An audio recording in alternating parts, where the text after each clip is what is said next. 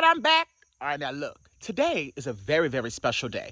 You guys know that I have an infinite love for diving into other cultures' cuisine. And today is a very good one because I have been asked to work on this type of food for quite some time and I haven't gotten around to it. Because to be quite frank, when I'm cooking someone else's culture's food, I like to do a lot of research. I like to study up on it, understand the history behind it, figure out where I can find the best ingredients so that I can try to be, keyword, try to be, as authentic and as respectful as process. And today we are going to be focusing on the beginning stages of all things Haitian food. And if there's one thing that I know for sure, there are two things that must be in my kitchen if I'm going to be making Haitian food in order for any of this journey to be a success. And the first is Epis. Now, I hope that I'm saying that right. I think I am. But essentially what that is a wet green seasoning. It is a flavor bomb that can be added to soups, to stocks, to meats, seafood. You can use it as a marinade. It is multi-purpose. You can use it in almost any and everything. And that's exactly what we're going to be doing today. Some of you guys are going to be looking at it thinking that it looks very familiar to something else, but you can't quite put your finger on what it is. Well, I can tell you, it kind of looks like sofrito, which is kind of similar, but there's a few things that differentiate between the two. But if you want to know how to make sofrito, it is available in my cookbook, Cultural Mosaic of Food to Around the Globe. Purchase it. It's available right now. But let's get in the kitchen, child, because we about to jump into all things Haitian, honey. Okay, so let's go ahead and run down the ingredients. You're going to need some vinegar for cleaning. I have a bundle of cilantro, 2 bundles of flat leaf Italian parsley. Use whatever type of parsley you can find, but just don't use dried. It needs to be fresh. I have 2 yellow bell peppers, 2 red bell peppers, 2 orange bell peppers, 2 green bell peppers. I'm going to be using 3 habaneros. If you can find Scotch bonnet, use them, but I was not about to drive an hour and a half to the market that has them for that. So this will be just fine. I'm going to be using some thyme, 2 bundles of green onion, 3 lime, 1 large sweet onion, 1 red onion. I have about 1.5 cups of whole cloves of garlic. You can use more, you can use less. I'm going to be using Goya adobo all-purpose seasoning, complete seasoning, the chicken bouillon from Knorr. What is not traditional, but this is not going to alter the flavor, it's literally just going to enhance the flavor, is MSG. And then the oil I'm going to be using is vegetable oil, but you can use olive oil if you would like. You see that? You see that? You see that? You see that? Don't ask me for the damn ingredient list. Come on, child.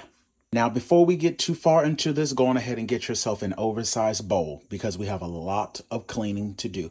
It is extremely important to make sure that you are taking the time to thoroughly clean these veggies, and you're going to see why in the very next clip. So listen to me now. Don't skip this step. See, this is the reason why I can't stress how important it is to make sure that you are washing your vegetables. There are people out here in the world trying to convince you that it's not necessary. Do you see this? That is literally mounds of dirt. So please do not skip this step and make sure that you are properly washing your veggies. So first things first, I'm going to remove the tips off of my green onion.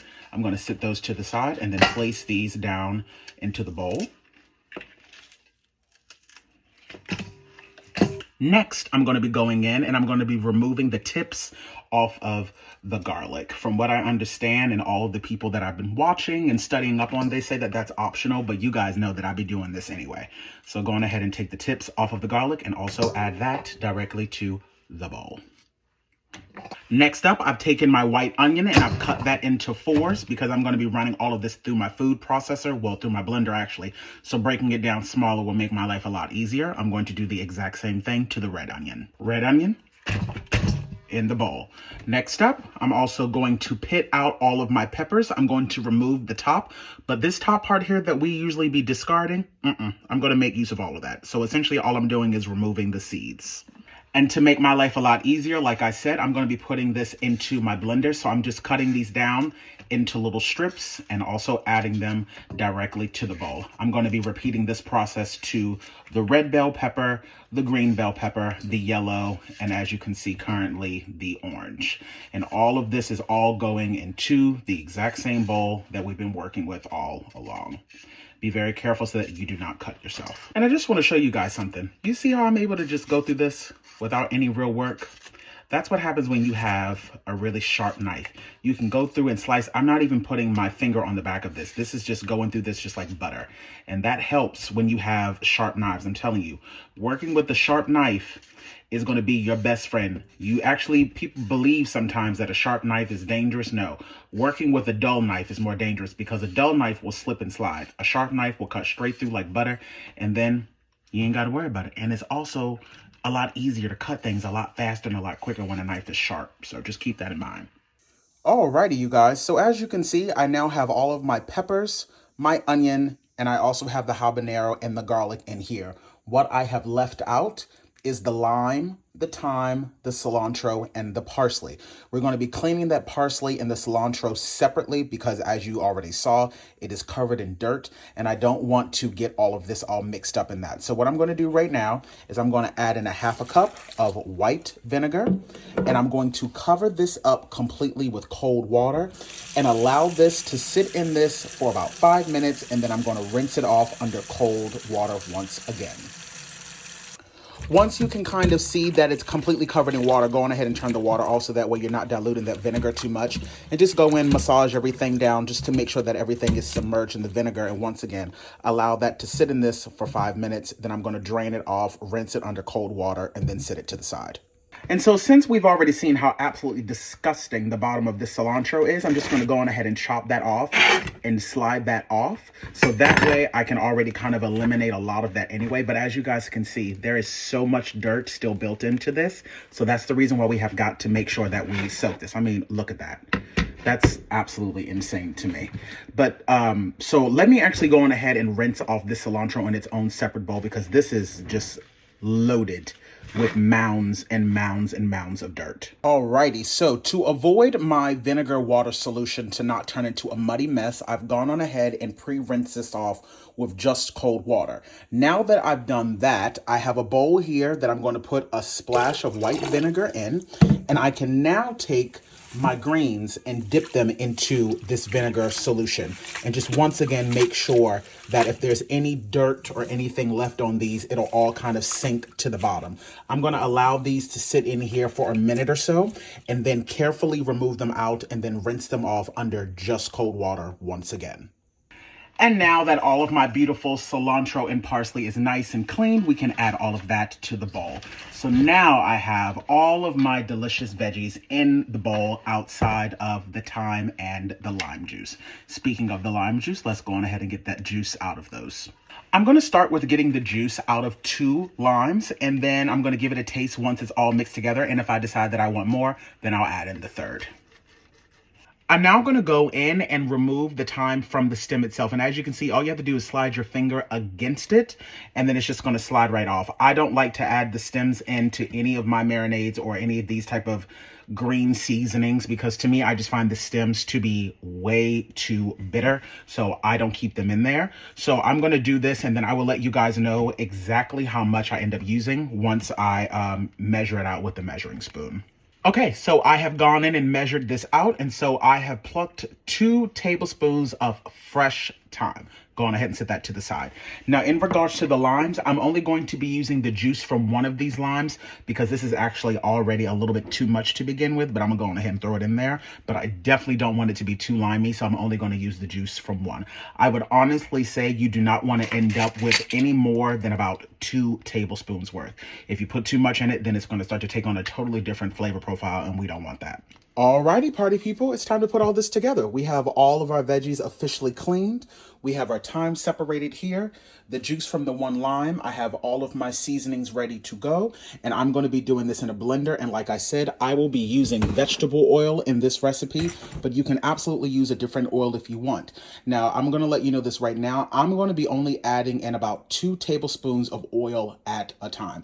I'm trying to keep it as less oil as possible because I know that when I mix this in with other things, there's going to be oil of some kind involved. So I don't need this to be super oily, but I also don't want it to be too dry. So we'll find the perfect balance, and I'll let you know exactly how much. But for right now, we can go on ahead and start loading up our blender. And I would advise you just go on ahead and do it little by little. Don't try to put it all in at one time. And as far as the blending is concerned, there really is no right or wrong way in how you blend this down because it's all going to get broken down together. But I like to go in with the onion first. I like to go in with the bulkier things first, like the onions and the peppers, and then I'll leave the cilantro and the parsley last. And the key here is while you're breaking stuff down, you don't have to make it so much so that it has fully broken down, just enough so that you can keep adding things to the blender. And just letting you know, if you have to do it in batches, that's completely fine. I took some of this out because what's going to end up happening is once it's all blended down, then I'm going to end up putting it all back in here anyway, and then adding in the spices, and I'm going to do that in increments. Or you can put it all into your large bowl here once it's all done, and then with an immersion blender, you can then add in the spices and the oil and all of that. But, you know, whatever way you come up with to get everything broken down, that's all you got to do. Again, there's no right or wrong way. You just want to make sure that it's all blended and smooth. So now that I've gotten in that last big chunk, I'm going to go on ahead and add in all of that thyme, and I'm going to add my spices to this as well.